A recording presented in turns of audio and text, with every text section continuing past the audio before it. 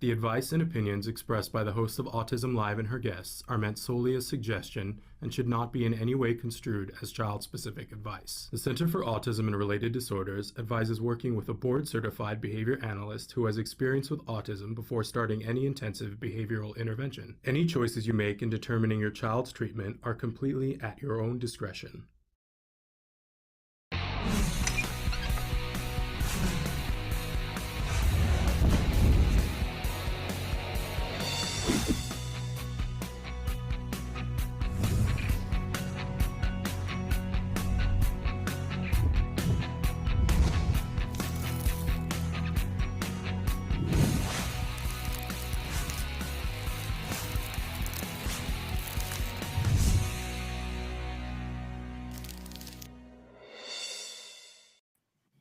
Good morning and welcome to Autism Live and to Ask Dr. Doreen. I'm Shannon Penrod and there is the fabulous and lovely Dr. Doreen Grampichet. Welcome to everybody and welcome Dr. Grampichet. I'm so thrilled to be here this morning, and that was the first time that we showed that opener, and of course I was cracking up at the pictures of me. But I have to say, the thing that I'm so proud of and a little bit verklempt about is it's just an exciting day here at Autism Live, because the music that you were hearing and a lot of the music that you're going to be hearing on our channel was commissioned and paid for by the artists at Spectrum Laboratories. So that music was composed by a group of individuals on the autism spectrum. How fabulous is that? And they got paid for it. So that's a really cool thing, and I really enjoyed showing that. So, but Dr. Grampichet is here, and Dr. Grampichet is just a fabulous person and a wonderful expert. I believe the preeminent expert in the field of autism in our time. She is here with us for the next hour and is going to be answering your questions in real time. You might be asking, okay, how can I get my question asked on the air? There are lots of different ways. If you're watching us live right now, you're watching us on YouTube, Periscope, Twitter, our homepage, or on Facebook Live. And we encourage you to watch in whatever format that you like. If you're watching live, though, the best way to get your question in is to write it on that platform, and it shows up in real time on our screen. In fact, already we're saying hi to Julia and we're saying hi to We're so, and says, good morning. Dr. Doreen never ages. And I'm very fond of saying that too. I believe that there's a painting underneath her bed that's aging for her, because it's just amazing. We all want to know what kind of cream you use, Dr. Grampichet. And but go ahead, write your questions in right now, and we're able to see them. I just saw the question you put in, Julia. We're going to get to that in just a minute. I want to say, though, that if you aren't watching us live, you might be watching us recorded at another time. We podcast to all different kinds of platforms. We're on iTunes as a free download, and you can watch or listen, whichever you prefer. We're also on Google Play, Apple Podcasts, Spotify, iHeartRadio, Ghana, Amazon Music, Google Podcasts, Audible, Deezer, and many others. We just can't, Traven's running out of space to squeeze them on here. So let us know. Hi, Sandra. Hi, Heather. So thrilled that you guys are all here with us this morning. Let us know if there's some place that you would like for us to be. We like to be available in all the places that you watch your podcast or listen to your podcast. So I also want to say that at any time, 24 hours a day, 7 days a week, you can go to our homepage, which is autism-live.com. Check us out there. You can search our videos. You can also leave us a message there. In fact, the first question I'm going to go to is one that came in the night on our chat on autism-live.com. But Dr. Grampichet, I've had you sit there and you've only gotten to say good morning. Is there anything you want to say before I launch into this first question?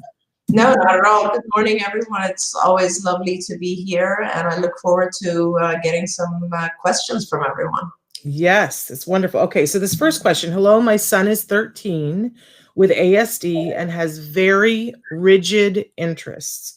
Mm-hmm. Basically, excuse me, playing games on the iPad. I beg your pardon. Playing games on the iPad, watching videos, and taking photos of objects in the house. Now I'm going to have a tickle. I'm so sorry, you guys. Pardon me. No problem. I want to start cutting down on his iPad time. But then what does he do? He says no to all my suggestions for hobbies. He goes online, he does online school and doesn't leave the house much at all. He seems totally fine with not doing much at all. How do I reduce screen time and motivate him to try new activities when screen time is all he likes to do? And they said, thank you for your suggestions. I'm going to mute and cough and let you go for it. Sure. So I think you mentioned that he is 13. And this is kind of when it gets a little bit difficult, because this is sort of the reason why it's easy to do things, much easier, let's say, to do things when the children are very young. Because once a behavior pattern kind of becomes a habit, it becomes difficult to break. But nevertheless, if you look at what he's doing, it makes perfect sense, right? Because those are his reinforcers. Those are the things that he enjoys doing: videos, iPad games, photos, those are things that he likes to do, and he's engaging in things that he likes to do, because there's no real sense of, oh, I need to do some other things that I might not like to do as much. And so in that world of, like, think about it, for all of us, if we didn't have other responsibilities, we each would basically engage in just the things we like to do, the reinforcers, right? It's logical, it makes sense. So now what you have to do is kind of a difficult task, because you need to establish with him that there are some things that are, let's say, we can call them whatever. They're, chores, tasks that have to be done during every day, educational activities maybe, or tasks around the house, or social tasks. I mean, whatever it is, to him, it is not as rewarding as playing iPad games and videos and photos, right? So we need to be clear on that.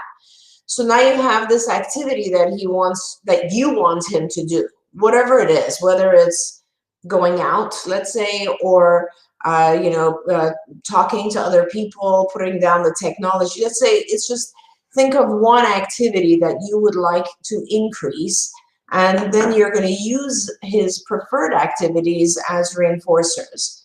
And so the way that it works is that you will ask him, and depending on his level of functioning, you might want to have a conversation with him to kind of explain that these are things that you need to get done during the day, and we're going to do them very slowly. Like, we're going to build up to doing this entire list, just like, school or something. It builds up. So essentially what you'll do is you'll have him do, let's say, 5 minutes of a non-preferred activity, something you want him to do, and then you'll allow him to have 30 minutes of his preferred activity, which would be the iPad or the game. And so you do that for a while, and you make sure that he's not objecting to it and he's okay with it. It becomes a habit, like maybe a week, right? The next week, you turn that 5 minutes of non-preferred activity to 10 minutes. And you maintain the 30 minutes of the preferred activity. And so you go on this way until it gets to a point where he begins to have an intermittent schedule, where there are just as many non-preferred activities as there are preferred activities. Or the other way that you could do it is that you gradually have now increased, let's say, a block of time where it's like, oh, he's supposed to do 1 whole hour of something that he doesn't really like to do, and then he'll get a whole hour of something he does like to do. The key to this, I mean, you'll have to balance it so that it's fair. I always tell parents that, our kids, when they first start doing ABA, they are basically used to doing all the things they want to do, and demands have not been placed at the same level as demands are placed on typically developing kids. So what has to happen is that you'll do a gradual transition for them. In the beginning, you will have very few requests or demands, like things that you want them to do, non-preferred activities, and a lot of reinforcers. And then over time, gradually, in a way that they don't really object, in a way that it becomes a habit or a pattern or just a routine, gradually, you'll increase those requests or demands, and you'll decrease the reinforcers to become more like what we experience in regular life, right? If you think about it, when we're kids, we have a lot of reinforcers. All we do all day long is play, right? And then we have to go to school. And then it's like, okay, I'm going to go to school, but there's a lot of play as well in school because my friends are there. And then I'll come home and I'll do a little bit of homework, and then I'll get to play again. But as we grow up, it becomes a lot more like, right? Like, organize your room. Now you actually have proper homework to do, and it takes hours, and you might not even have time to play anymore. And as you grow up, you realize that those things that were reinforcers get less and less and less and less, right? If we're lucky, and if we are, in an environment that allows it, we will maintain some self-reinforcing activities. Like I find, Shannon, that men are a lot better at maintaining fun activities than women are. And so men will generally continue to do sports, maybe watch sports and so on. We as women might watch TV, cook, we have hobbies, right? And all of those things become rewards, and we then do all this hard stuff. We go to work, we take care of others, we do this, that, and the other thing. Then we reward ourselves with a small amount of reinforcer. That's what you need to gradually accomplish for your son, which is essentially changing his routine. Now, there's a lot of ways also you can use visual schedules. There's a lot of things like that you could do, but the idea is that you basically will now increase his demand or his tasks very gradually and still make sure he has access to rewards. Long answer. But really important, and thank you so much for it, because I love how you take into consideration that, we would all want to do that. I just always appreciate your viewpoint on that. I want to say, because I didn't mention before that I'm the very proud mom of a 17-year-old that was diagnosed at the age of 2.5. And, like all young men in this age range, he loves his video games and his screen time. It's so different in COVID. Because, so that was their big reinforcer for screen time. And now we're having to meter that reinforcer so much more because they're having to do all the things they don't like on screen time. But I just really appreciate that this mom is trying to figure it out and trying to find more ways to get him to do something else. And I just want to throw in there that a lot of times, I think all kids on the spectrum, not on the spectrum, but especially our kids, they don't know that they whether they like something until they've tried it. And sometimes they have to try it more than once. And it's very hard for me as a parent, but I learn every day about patience, that when I want to introduce him to something that he's never done before, I get pushback. And I'm trying to learn and adjust myself. Somebody said the other day about how they're learning, instead of pushing, to ride the wave. And that I'm trying to ride the wave when I'm asking him to do something, and know that he's going to give me pushback, and that's not necessarily indicative of where we're going to end up. But that I've pulled him away from something that he really wants to do, and we're going to we're going to go for a walk, or we're going to do some new activity, and he's going to tell me he doesn't want to do it. And I don't have to get all hysterical about that, because I want to do that. I can just go, I hear you, but we're still going to try it. And if you never want to do it again, we don't ever have to do it again, but we're going to try this thing. And I find that when I stay calm and don't get like, but you need to get off of the screen time, and don't go through all those explanations, that a lot of times not every time, but a lot of times he ends up liking the activity. So I just want to throw that out, because I know that this parent is going to try some new things, and your child may be like, I don't want to do this, or they don't say that, they'll just be crabby. crabby, crabby, crabby, crabby. And that doesn't feel good for us. We're like putting out all this effort to do the thing with them, and then they're crabby on top of it, and we go, why do I even bother? But instead, if we ride the wave and go, yep, as expected, Mr. Krabby Pants showed up. But I know from the past that sometimes we get through this and he ends up liking the activity. So sending you hugs, because that's hard, but I applaud this parent that it's hard during COVID. We have to try to reduce the screen time whenever possible, even when it's their rewarding thing. So sending them love. Okay, we've got a parent who has written in and wants to know about how can I stop night terrors and teeth grinding? Oh, okay. Yeah. This is a really tough one. I mean, I don't think anyone has really discovered yet how to stop either one of those. Teeth grinding, unfortunately, there's no solution to it except for you should make sure that you get a brace, or I don't know what they're called, Shannon, the things a mouth guard. A mouth guard, right? Yeah. I can tell you that one of my kids' teeth grinds, and she's gone through 5 mouth guards, I think, because they break. But basically, that's just a habit, and it's something no one knows what causes it. There are some theories that it has to do with stress. I don't know if that's the case or not, but so let's just make sure while he's teeth grinding, the teeth don't get destroyed. In terms of night terrors, though, you can contact, UCLA has a sleep clinic where they try to find out if there is something else that's instigating the night terror.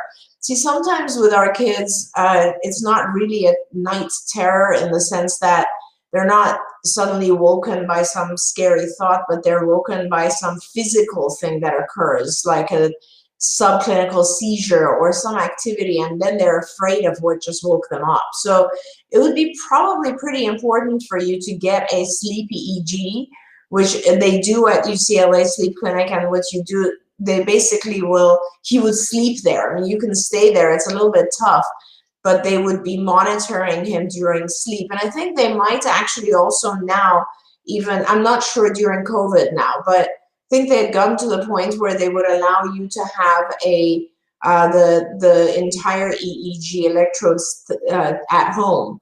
And so therefore he could sleep at home, but it's very difficult, and they'd want to make sure that they would want to monitor him throughout one night of sleep, sometimes even more than one night, to see what's going on. And I think I know it sounds super difficult. I wouldn't even know how to begin to do that right now if it was one of my kids, but talk to the UCLA Sleep Clinic, because sleep issues are very, very important. I talk to parents about sleep all the time. And if you're not getting good sleep, like, the day is lost. Like, you can't learn, you can't pay attention, you're going to have a lot more frustration, a lot more aggression, all that sort of stuff. So it's important we figure out what's going on. The caregiver just gave us some more information that this is a female child and that she holds her tummy. Oh, okay. So that, is such a common thing with our parents, unfortunately. And I don't know if it's, honestly, we did a publication, there were several publications that were done which showed that there is a higher level of gastrointestinal distress and discomfort and inflammation in individuals with autism. Now, I don't know if it's just a higher number, or if it's because one way or another we end up discovering that, and our typically developing kids just kind of tolerate it, or they figure out what not to eat. I'm not sure, but regardless, I want you to know that it is a big deal in our field, in our world. A lot of kids have inflammation in the gut, and you should definitely, if she's holding her tummy, first of all, immediately, if she's holding her tummy, give her a heating pad, because that will relieve some of the pain, perhaps. Let's see. Secondly, please see a gastroenterologist and figure out what is going on. I cannot tell you the number of children I've seen who have such severe inflammation that it is affecting everything. They have pain during the day. There are several children I have who have severe constipation, severe diarrhea. Some of the body rocking that we see our kids do is due to that pain. I mean, it is a very, very pervasive issue in autism. So definitely seek out medical help for this. If they would do a series of tests to identify what is going on and then hopefully give you treatment. Okay, and they also, I don't know if you can see the medicine that they wrote in and said I that they're don't on. know what that is. I wonder if that's something homeopathic. Perhaps the parents can tell us what that is. Okay.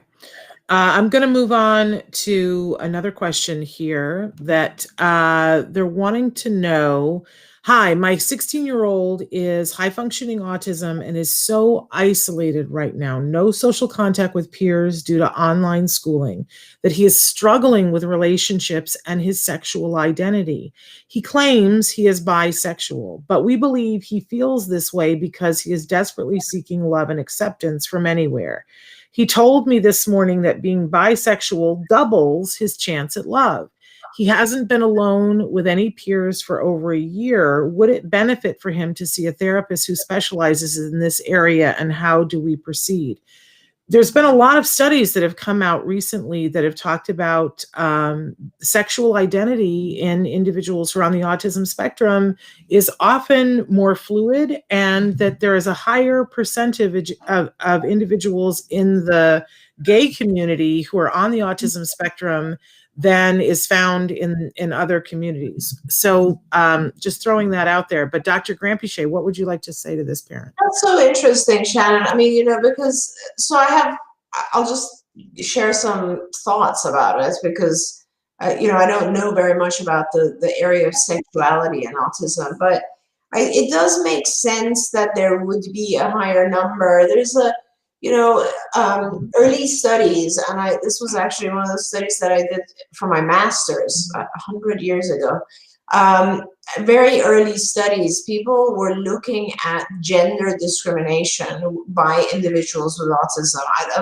I was looking at a concept called over-selectivity, which is a little different than gender discrimination, but over-selectivity has to do with looking at a stimulus or an object or anything and not recognizing it because you're paying attention to one particular aspect of that stimulus. So for instance, my study was that I would have parents of the children, and the children obviously could identify the pictures of the parents, or we taught them to. And then we would alter the picture in one way or another. Let's say take off glasses or put on a different color hair, that kind of stuff. And then the children would ultimately lose the ability to identify their parent based on that small alteration in the picture, right? So so if it was a typically developing child, you learn the face of the parent based on the face and not necessarily based on the things around it. So if the mother changes their hair color, you still recognize that as being mother. But in children with autism, it was called over-selectivity because they were selecting the knowledge that this is mom based on, let's say, hair color, or based on some aspect of it, like glasses, or if you change the mouth, or some small portion of it where it still remained identifiable to others. So, those are things that take place with kids with autism. Having said that, I'm not answering the actual question. So it would, when you look at gender, male and female, how do we know someone is male or female? You look at by just looking at them, right? So how do we differentiate that? And somehow we do. Believe me, there are so many studies where they're trying to identify if someone is male or female, and we don't know. It's one of those intrinsic things. It's not, obviously, it's not short hair and et cetera, but somehow we do identify that. And as the world has changed, it is less and less likely that we will continue to identify gender based on facial expression or face or external. Now, when it comes to individuals on the autism spectrum, as we know, they are very non-judgmental individuals, right? Even the highest functioning people, I always like to say that my highest functioning or recovered individuals are just the loveliest people, because they don't learn all the kind of bad stuff we learn, like the envy and judgment and all that kind of stuff. So it is possible that your child might not differentiate between male, female. It might not have it might not hold any meaning to him. I don't know. That's absolutely possible. But I think until he figures that out, and this is so tough. I want to start by saying it's not just tough for kids on the spectrum. It's just a tough period of time for everyone. A lot of kids, a lot of teenagers are not sure about their own sexuality right now. There's a lot of reasons for it, but there's a lot of confusion about that. Now, yes, of course, it would be great if you could find a therapist who specializes in this and talk to them. I don't know anyone myself who understands ASD and sexuality. But what I do think you need to do somehow right now is to get him involved in some sort of online, even social group. And there are a lot of online social groups. Have we in the past given out some links for that, Shannon? And I think you know some of them that we can mention here. Yeah, I'm especially a big fan. In fact, tomorrow we're going to be replaying an interview that we've done with Chelsea Darnell. She's an amazing young woman, an adult woman on the autism spectrum, identifies herself as being on the autism spectrum, and she runs a really wonderful social group. It's called Movie Chat with Chelsea Darnell. It's through the Ed Asner Family Center. It is usually for adults 18 and up, but I think they make special exceptions sometimes for a 16 or 17-year-old. And basically, there's a movie that's assigned at the beginning of the week, and they encourage the people who are going to be on. You have to register for it, but it's totally free. They encourage you to watch the movie, and then the discussion always starts out talking about the movie, but it's an adults on the autism spectrum social group. And the Ed Asner Family Center also has a couple of other social groups, and they have classes and things like that where you can do it online. You can be anywhere in the world and be online. You just have to go to Ed Asner Family Center, and they'll tell you how to register for them. The online classes are totally free. But I have to say, I think that's the more important aspect is first of all, getting him some social interaction with folks. And I, of course, have so many friends who tell the story of when I don't know whether this individual is bisexual or not. How could I possibly know?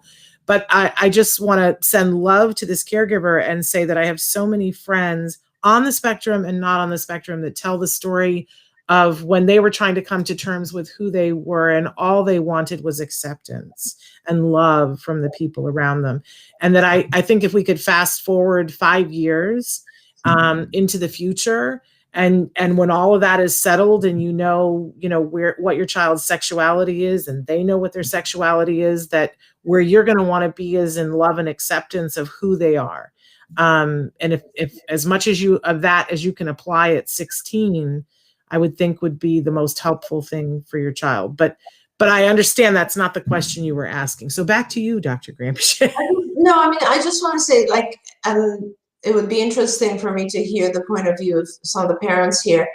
Have you guys seen Love on the Spectrum? I recently was watching this series, and it touched me so deeply, because it reminded me of how lonely some of our adults and teens, same thing, are, emotionally. They crave love and relationship and bonding, just like we do, and intimacy and so on. And it's very, very difficult. And it just, I after I saw it, I came to Shannon and I was like, oh my God, I so want to start some sort of dating thing, or just even social thing where I can find adults that are similar in interest and functioning level and kind of bring them together somehow. Because I think unless we do so, I don't think anything like that really exists, to be honest with you. I know that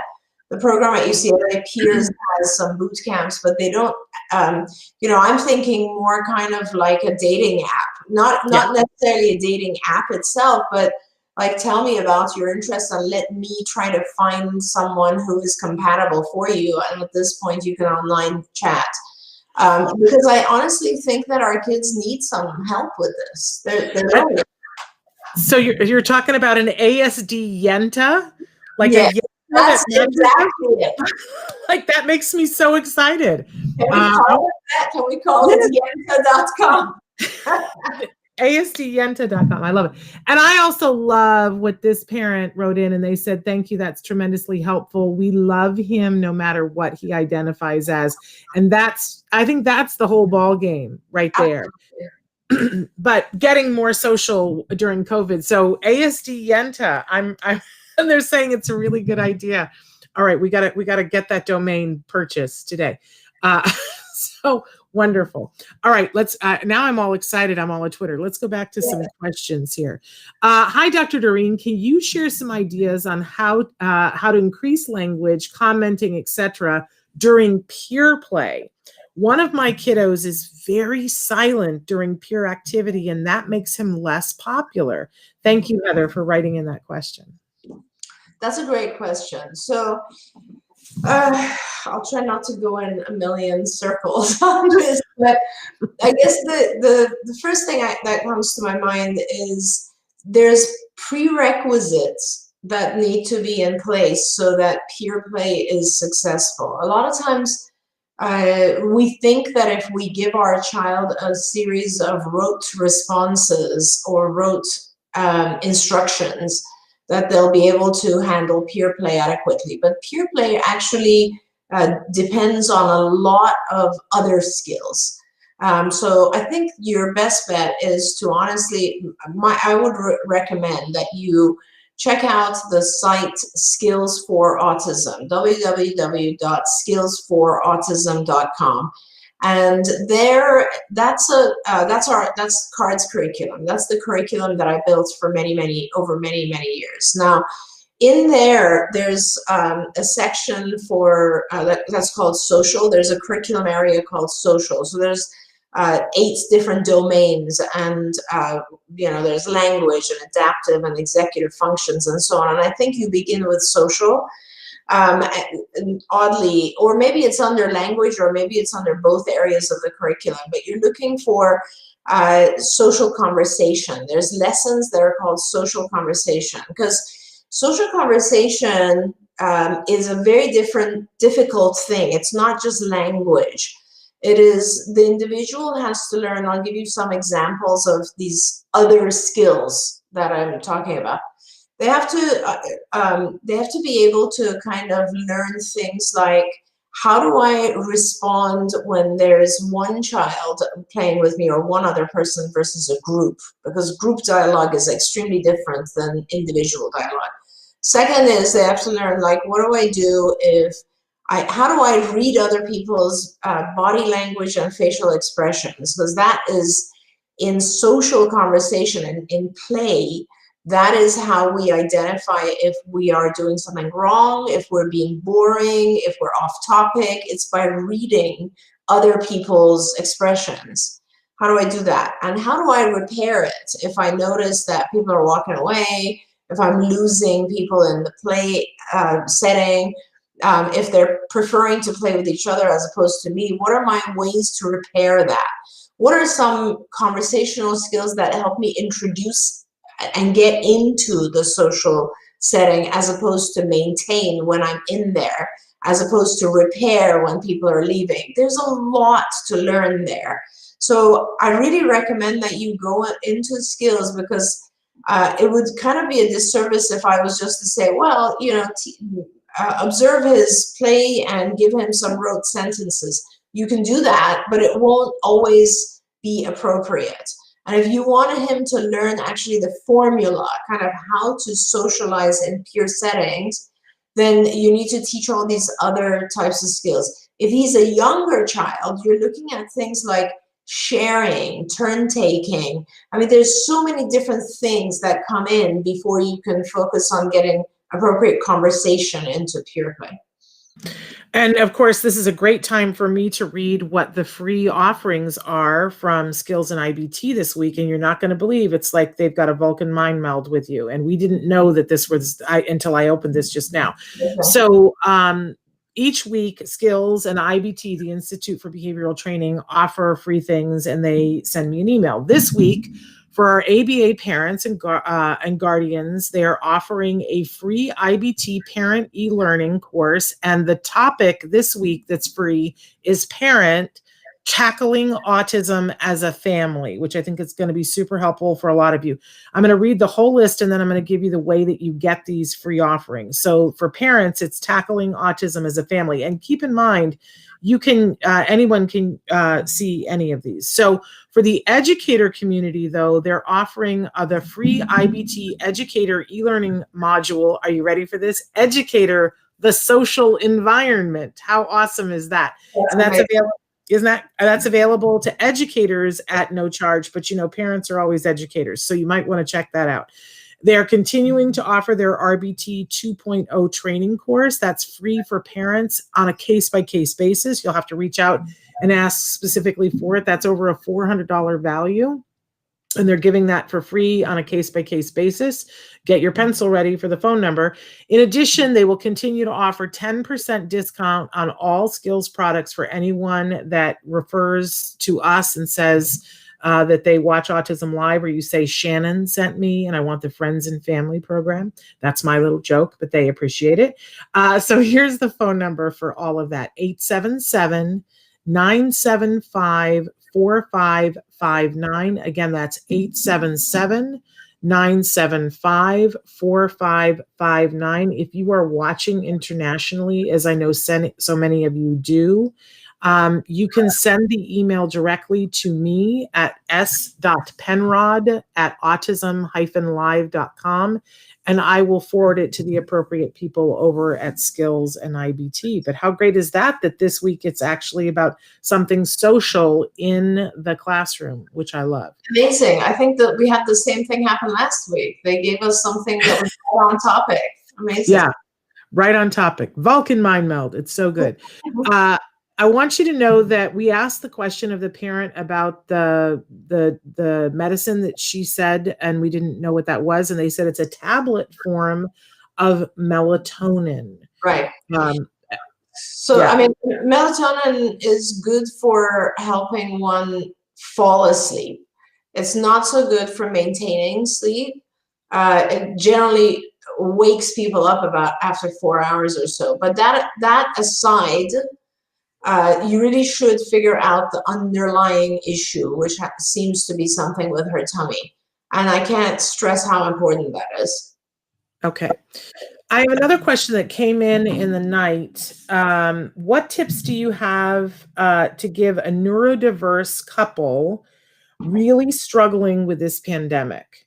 My husband has autism and isn't coping well with this pandemic. He is constantly irritable and we fight constantly. Yeah. My friend, if I could answer that question, if I had a dime for every time, no. There are, I mean, I'll be honest, this pandemic is going on too long. There are so many people that have done their very best to keep it together since March, and things are falling apart now because nobody expected it to be going on this long. I mean, we are human beings are social beings, and there's no question that if you keep us in hibernation for a year, everybody's going to start falling apart. That's just the nature of who we are.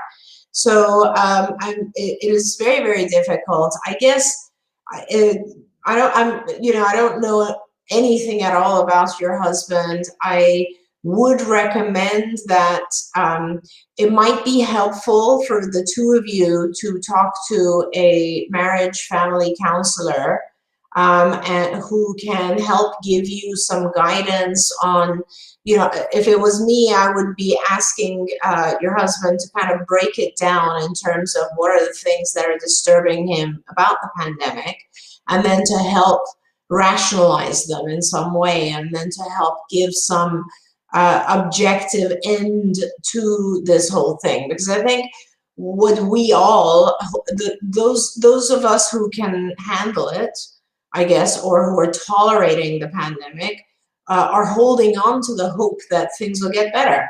Even though every time you turn on the news, things are getting worse, we all still hold on to the hope that they will get better.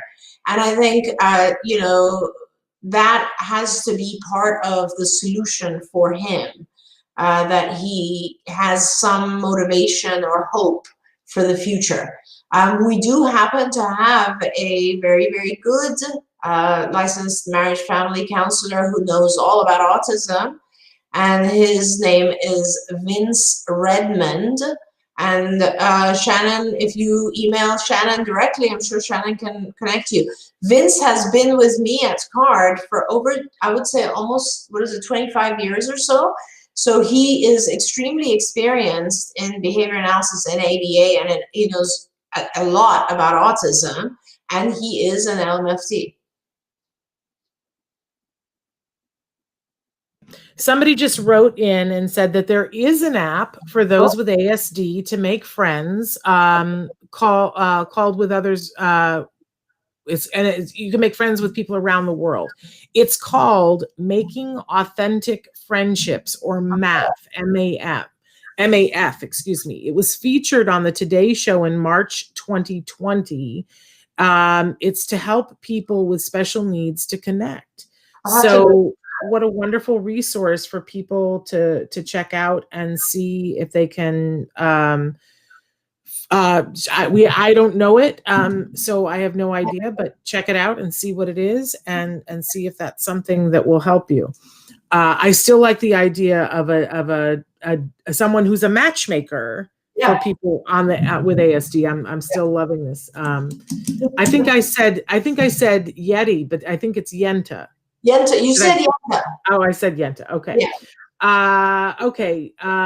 And they want to know, Shannon, does the educator e-learning provide CEUs? I know that you can get CEUs on IBT, but I don't know if that particular one provides CEUs. But if you call that number, they will tell you. And I have to say, they can get CEUs. Yeah. I don't think, I'm not sure if it has happened recently, but up to the point when I was running everything, including IBT, we were trying to get on the teachers commission. You have to be a provider of continuing education for teachers. I don't know if we ever accomplished that, but please feel free to call IBT, Institute for Behavioral Training, ibehavioraltraining.com, and ask them. Wonderful, wonderful. Okay, so we have this question, and I'm not even sure that I understand the question. And I'm not sure that if this is outside your experience, Dr. Grant-Pichet, but William would like to know, can people with ASD recognize radio signal patterns that a neurotypical person could not? For example, an example would be fast radio bursts that the SETI Institute are studying. And I looked up the SETI Institute. That is the Search for Extraterrestrial Institute. So I don't know anything about that, and I don't know if you do either. I do not know anything about that at all. I do know that there are select individuals on the autism spectrum who have exceptional pattern recognition skills. I do know that. So I have known and treated a couple of those individuals, and their pattern recognition skills are beyond anything we can measure even. So pattern recognition, for those who don't know what that is, for instance, if I tell you to complete the pattern and I say 2, 4, 6, you'll know that it continues into 8, 10, 12, so on, right? And that's a pattern.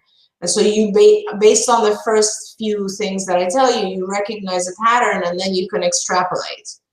And so that's a very simple example of it. But pattern recognition then becomes very complicated, and it goes into machine learning and things that are happening to you and I every day, for instance, which is if you know, look up on Google for a piece of furniture, from there on, you will continue to receive things that are similar to that in your feed, because they've recognized that you have a pattern. You generally look at these things. So one of my prior children or clients actually does pattern recognition now for the government, and looks at anti-terrorism types of patterns. So I know that there are individuals who have excellent skills in that area. I don't know anything about the work that's being done in SETI, and I actually think, if you asked me, I would say it's very few people. This is one of those really extreme skills. So it's not a common thing with autism. Okay. Now, we've had a lot of questions come in lately, and they're in two different categories. One where there are parents who they really don't like the label of autism. They feel like maybe their child is just behind on some skills, and they really don't, they're loath to take them to a specialist and get the diagnosis, because they feel that if they get that diagnosis, it's for life and that there's no moving past it. And on the flip side of it, Dr. Granpeesheh, we have a bunch of adults who are, for the first time in their lives, hearing about autism, and they're hearing about it in some very mainstream ways. I know you and I've had conversations about, I love me some Amy Schumer, and watching her go through the process with her husband, of her husband getting diagnosed, and how warm and luscious and fabulous Amy Schumer has made that for so many people, has caused a lot of people to start to look at it and start to say, look, I think that's me, because I have trouble with this and I have trouble with this. Sometimes going to the extreme of self-diagnosing themselves and saying to the public, yes, I've decided that I am on the autism spectrum. So we've got adults who are, for the first time ever, Amy Schumer kind of like overshot the bow and made it so cool that people are wanting to get the diagnosis. And then we've got the parents of kids who need help who are saying, I don't want the diagnosis. And I was wondering if you could help us a little bit to figure out where we might want to be on these two subjects. Yeah, that's an amazing conversation to have. So, you know, I've traditionally, Shannon, I've always said to parents, because I have, unfortunately, for the past 30 years or so, also been a diagnostician, right? So one of my jobs is still that I diagnose. And I often now am kind of the second or third opinion. So it's sort of like people will come to me when they're confused about this issue. And I can tell you that, so there's a lot of, you know, diagnosing someone is not a fun activity, obviously, because it's a very painful experience for most parents. It evokes a lot of fear and confusion and apprehension about the future. And I always tell parents who find it very difficult that this is not by any means something to be afraid of. It's just it's a name that helps you in a number of different ways. It helps you gain services that are appropriate. After all, if I was to diagnose the child with something completely different, like, or similar even, like what if I said the child has, you know, obsessive compulsive disorder, social anxiety disorder, and, you know, I don't know, some other small thing, and the treatment that you would seek out would be different. You'd go after, you know, maybe psychotherapy or cognitive behavioral therapy or whatever. You would not be seeking out ABA, which is super effective when you're on the spectrum. So I would say that it is a useful label in the sense that it allows you to gain access, or it directs you to the right treatment, right? If someone says, oh, I have a headache, and you now have a name for it, you know that the treatment is, well, take Tylenol or Advil or something, right? You know the treatment. So that's a useful thing, because not having a name, you're kind of confused what you have to do next. The other thing is having that name or label allows you to access funding. And so that's a very big deal. So it's important to have that label in order to access funding. So those are the positives about having that label. When you have the label, in order to prevent the fear or reduce the fear of the future, what I suggest is now you've used the label, you've gotten your funding, and you know you're supposed to get ABA. Now put it aside. Don't even fuss on it, or remember. Don't let it overwhelm your life. Let's just look at symptoms. Okay, let's look at what are the issues. And as I presented before, a lot of times, all you want to do is you want to look at your child and establish through assessments what are the strengths and what are the areas of weakness. And when I say weakness, they're not even weakness, it's areas that are different than the norm. Because truthfully, you want to help your child reach the norm as much as possible so that they can fit into society, benefit from society in the same way as others do, right?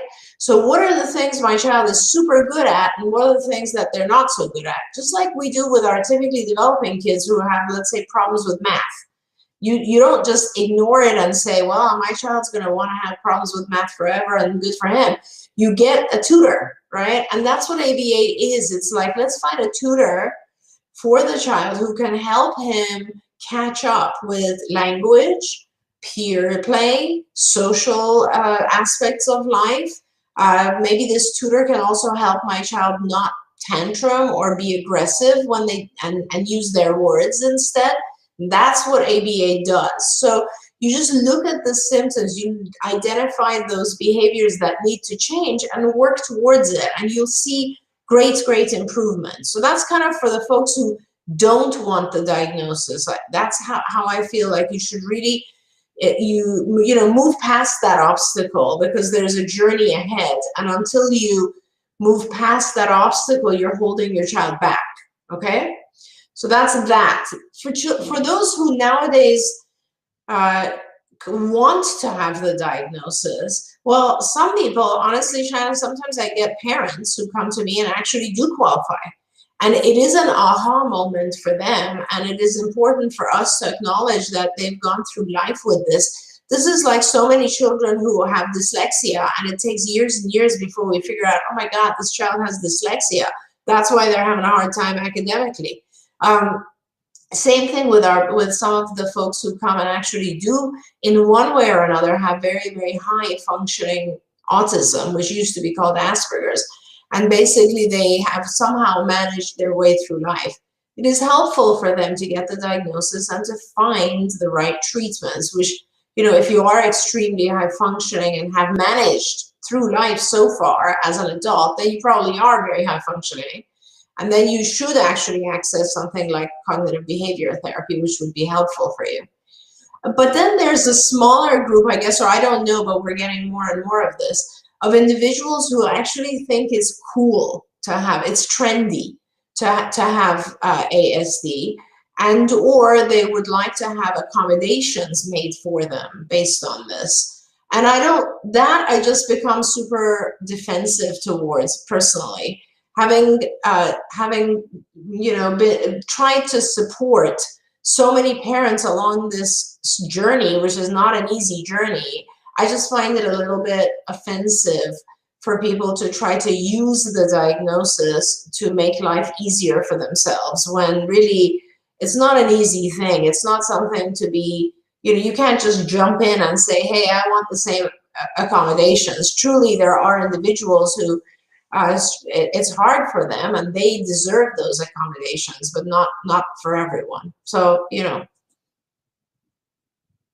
I appreciate that so much. I think that that's a really important topic of discussion. I know I got into it with a friend the other day because they had seen an article. These things pop up from time to time. They had seen an article saying that, and it was supposedly written from the perspective of two young people. I find it very hard to use to believe that they use this phrase, but supposedly the young people said that once upon a time they had a diagnosis and that then they grew out of it, was the phrase that they used.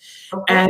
And I was like, I was covered in hives the minute that somebody said this. I said, okay, let's be clear here that autism is not something you grow out of. There are people who get to the point where they no longer qualify for a diagnosis, but nobody does that through the process of growing in their sleep. And I, as a parent of a person who was diagnosed at 2.5, and I watched them and an army of people work their tuchuses off for years. I got defensive and I was like, outgrew it? You mean worked really hard? Yeah. And they were like, I'm just using their words, because I was a little bit fatutzed. But we've only got 4 minutes left. But have you ever seen somebody outgrow autism? No. In fact, I think in some cases, as the child ages, things get a little bit better. In most cases, things get worse if you don't do any kind of intervention. What I do want to say, though, is there are, unfortunately now, because there's such a huge need for doctors who can diagnose, there are a lot of folks diagnosing incorrectly right now as well, which is very, very concerning to me, because, what do? You have to believe the doctor that you just saw. And if someone tells you, yes, you have a diagnosis, and you really don't, I can't even tell you the repercussions. Just here's one just thing that immediately went through my mind the other day. As you know, Shannon, someone had been diagnosed who I know does not have autism. I had diagnosed them the opposite way. But bottom line is that, the more and more people, if more and more people claim to have this diagnosis and actually receive this diagnosis, it is going to affect the payer world. Payers, insurance companies already are having a very hard time with the number of people who are diagnosed, with the amount of treatment they have to pay for. So now if we even increase that, believe me, the pushback from payers for those individuals who really need the therapy will also increase, because they're paying even more for folks who don't necessarily need the therapy. Right. Well, we're just about out of time. I do want to say that somebody just wrote in and said that's my son, what my son's doctor said for the first diagnosis about outgrowing autism. And we have to say happy birthday to her. Kirsten is watching, and it's her birthday, and we're sending you big happy birthday love. Okay. I want to thank Dr. Granpeesheh for being here and for answering all of your questions. I know I learned a lot, and I'm so grateful to her and to all of you for being here and watching with us. I also want to remind everybody that on tomorrow's show, we're going to be replaying an episode with Chelsea Darnell, and she's going to be talking about that movie chat social group, which I just think is amazing. And one of the things I love about it the most, it's free.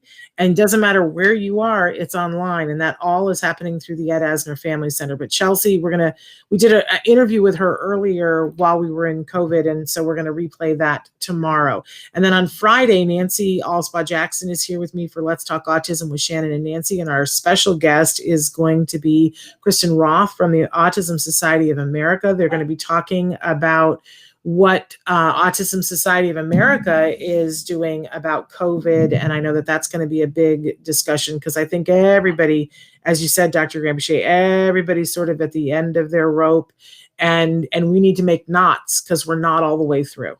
We need to be hanging on to each other and being ingenious. I tell you, one of the things about when things get rough is that people find something to do. And that I know that all the brilliant minds are working on how do we all socially get together and hang on to each other as we get through this. And the autism community is no different. There are people like at the Ed Asner Center doing this movie chat and other classes online. There's all kinds of things. And we've got some things that we've got coming up as well to help us to get through the holidays. So Dr. Granpeesheh, we love and adore you, and thank you so much for taking the time to do all the things that you do, and especially for being here with us. Thank you so much. Thank you so much. Bye-bye, everyone. We'll be back tomorrow. Until then, give your kiddos a hug from me and one for you too. Bye-bye for now.